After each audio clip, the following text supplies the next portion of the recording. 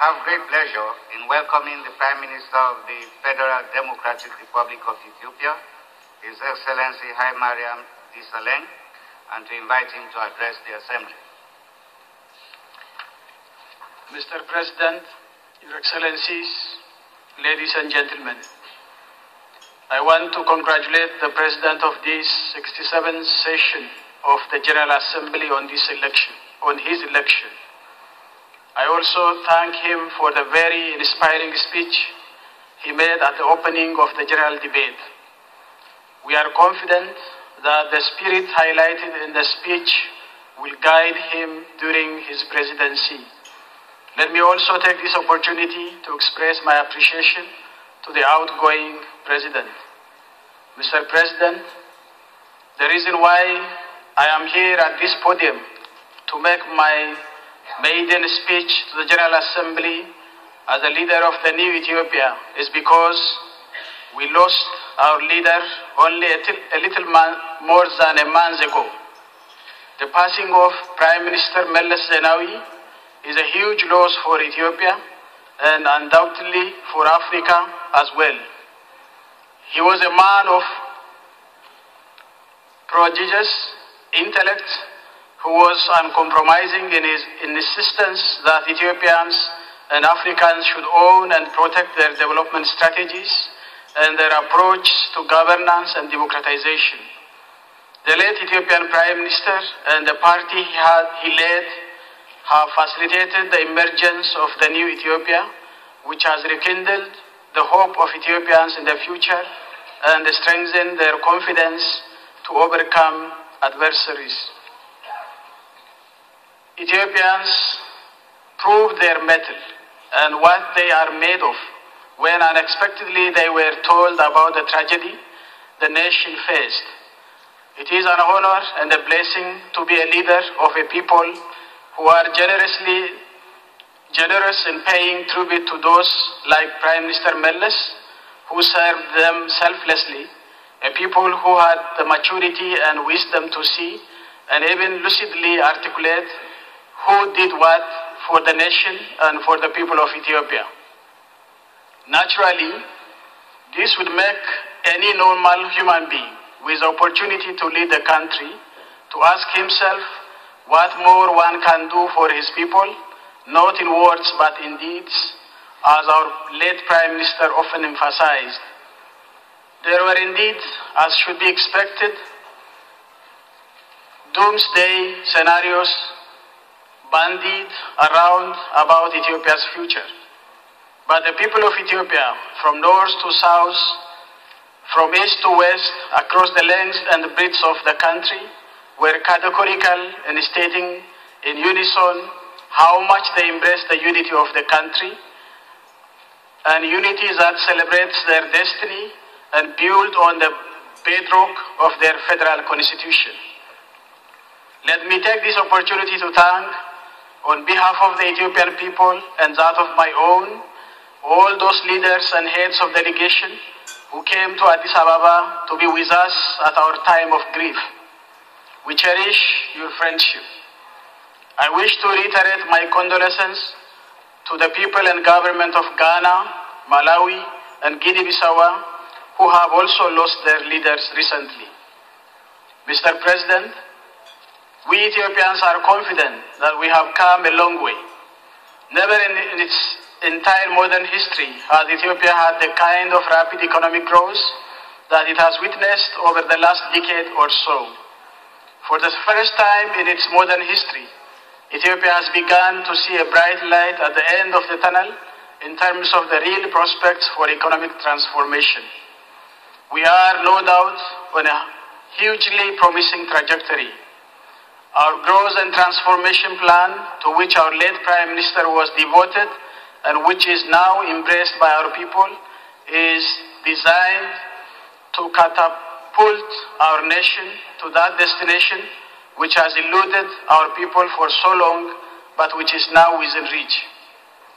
We do all this also with full recognition of our responsibility as the second most populous country in Africa to contribute to regional integration.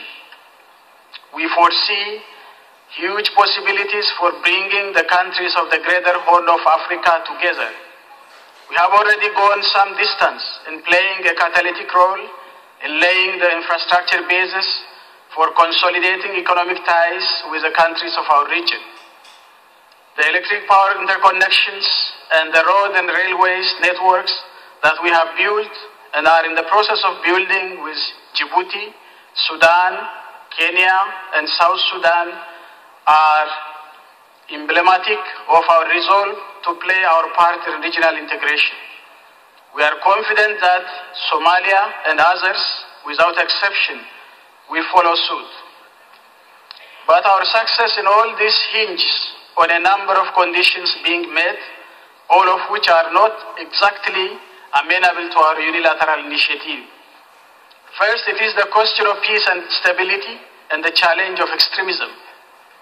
Here also, we have made much progress. Somalia is gradually coming out of the woods. We salute all those, most particularly the troop-contributing countries to AMISOM, for the sacrifice they have made. The African Union has made enormous contribution to laying the basis for the progress that has been made by Somalia. We also acknowledge the very useful cooperation the AU and the UN, the AU Peace and Security Council and the Security Council of the United Nations. We have to recognize the role of partners as well. But much more needs to be done in Somalia to ensure that the new government stands on its own feet. We would be naive, however, if we believe that the enemies of peace of Somalia and the region are completely defeated.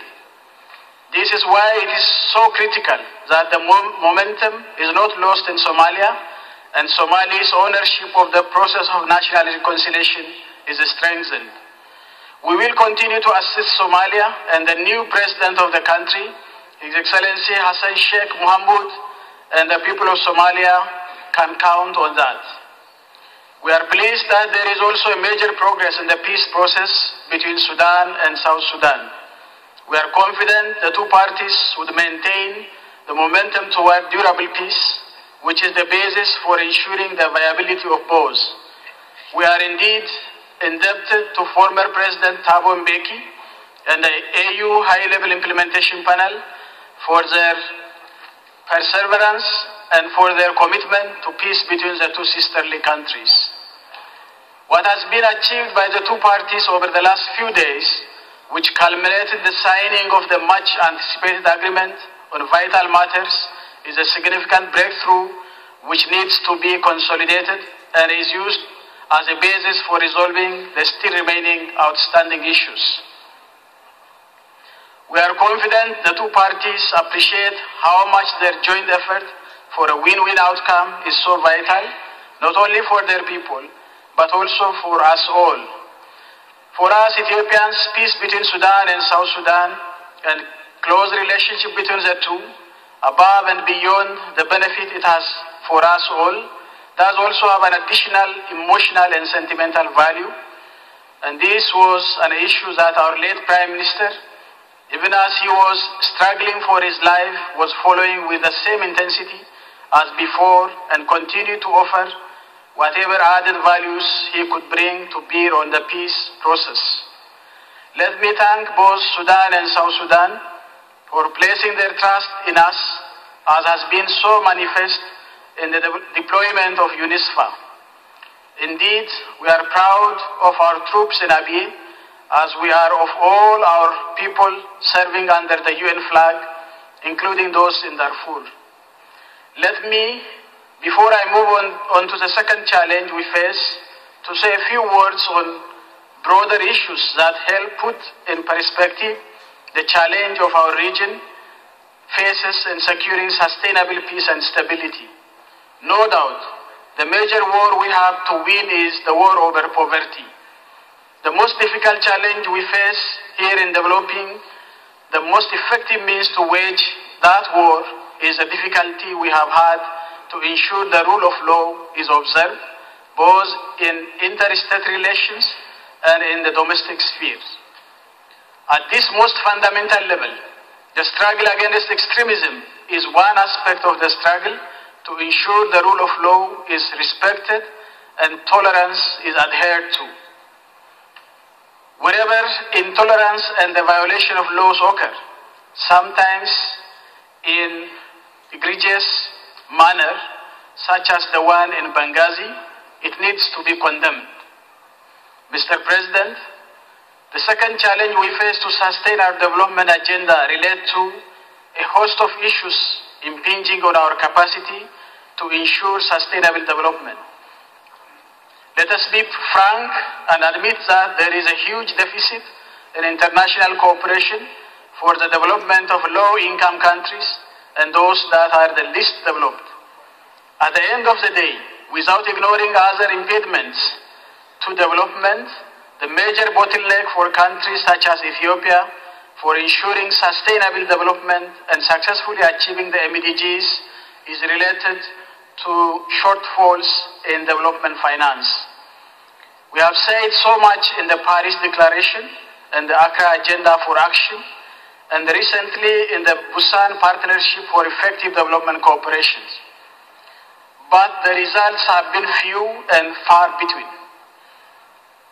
The current global economic situation, in our view, should never be allowed to detract attention from the critical need for development finance of low-income countries. Our challenge in this area is compounded and made even worse by climate change, which is a global challenge calling for responsible and wise leadership at the international level. This should result in full commitment to the principle of common but differentiated responsibilities. It might be boring to repeat something that is universally acknowledged. While not having contributed to climate change, countries such as Ethiopia nonetheless happen to be the most affected. But still, we recognize our obligation.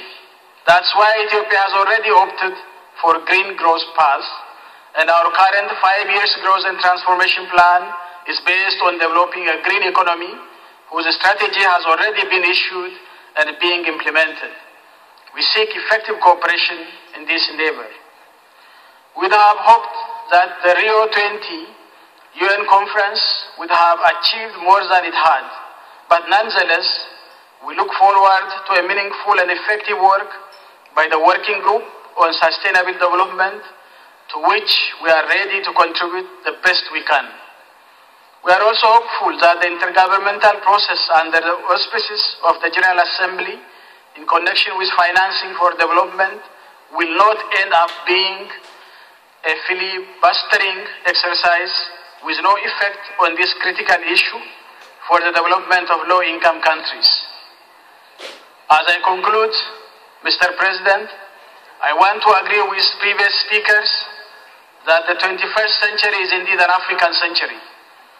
As also referred by my brother, the President of Ghana, out of the 10 fastest growing economies in the world last year, 6 were Africans, and I should mention Ethiopia is among the 6. Africa is indeed changing, and changing for the better. There is no greater human rights violations than attempts to put obstacles to the success of this ongoing transformation of Africa, which would have enormous salutary implications for hundreds of millions of Africans. Africa is no longer the marginalized continent of the 1980s and of the period even a little beyond that. Ethiopia will continue to play its part to ensure the success of this transformation, as it will for the success of multilateralism under the auspices of the United Nations. I thank you very much for your attention.